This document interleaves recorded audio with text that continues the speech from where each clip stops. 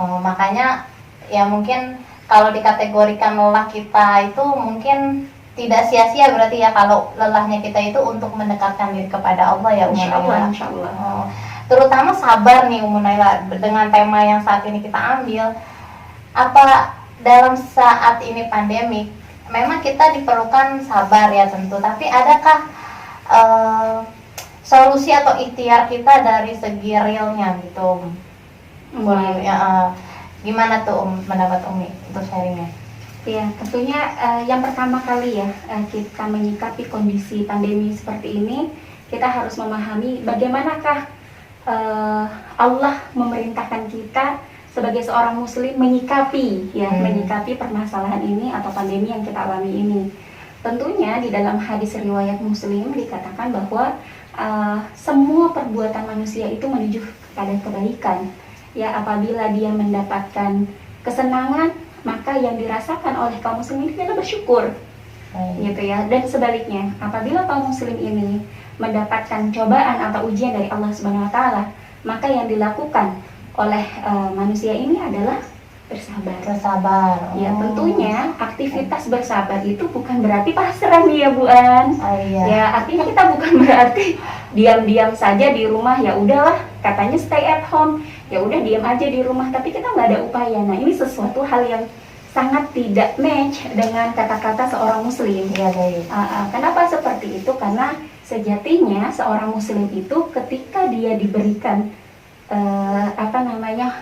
suatu cobaan, tentunya ada wilayah yang pasti di sana Allah berikan ikhtiar, ada tempat bagaimana manusia itu bisa berusaha semaksimal mungkin, dia bisa maksimalkan usahanya dan juga bisa dengan upayanya ya berdoa kepada Allah agar ikhtiarnya ini menjadi sebuah ikhtiar yang nyata.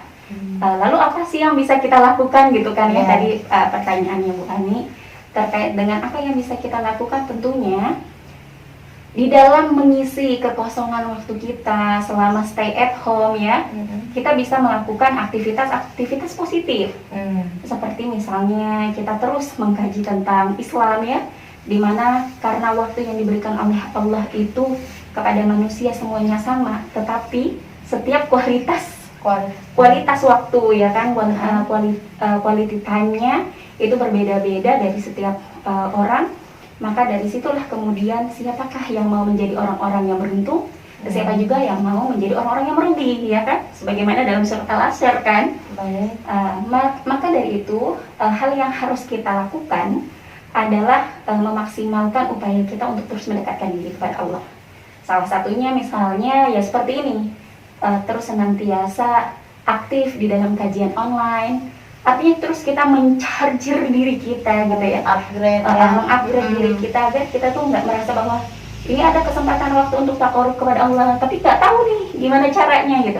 Maka insya Allah dengan adanya upaya yang dilakukan ya, seperti upaya dilakukan oleh Majelis Ta'lim Al-Maka ini menjadi buah yang cukup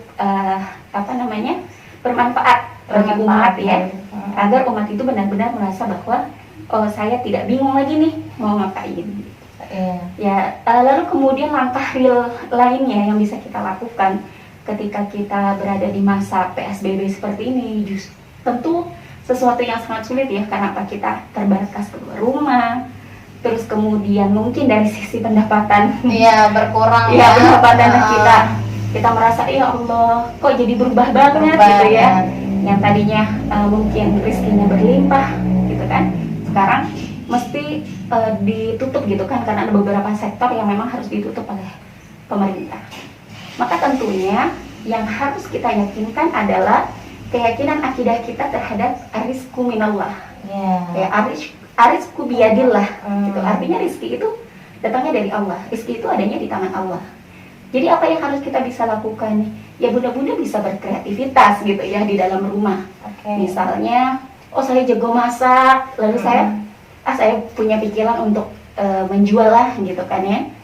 Apalagi sekarang zamannya ada itu juga kursus online ya, masak gitu. Ataupun nah itu kan upaya yang bisa kita lakukan agar kita tuh menjadi manusia yang merasa bahwa oh selama di rumah saya mandek gitu kan, nggak bisa ngapa-ngapain. Nah ini sesuatu hal yang pemikiran yang sangat tidak open mind terhadap lingkungan yang ada. Justru kita sebagai seorang muslim harus berpikir sekreativitas mungkin gitu kan, seinovasi mungkin kita membuat kondisi yang ada ini tertaklukkan oleh kita. Jangan sampai kemudian kita tertaklukkan dengan kondisi pasrah menerima tanpa adanya upaya. Padahal yang dinilai oleh Allah SWT itu adalah bagaimana ikhtiar maksimal yang kemudian harus dilakukan oleh setiap muslim.